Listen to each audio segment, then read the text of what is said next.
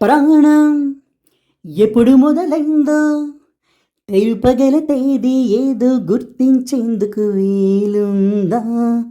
ప్రణయం ఎవరి హృదయంలో ఎప్పుడు ఉదయిస్తుందో గమనించే సమయం ఉంటుందా? ప్రేమంటే ఏమంటే చెప్పేసే మాటుంటే ఆ మాటకు తెలిసేనా ప్రేమంటే?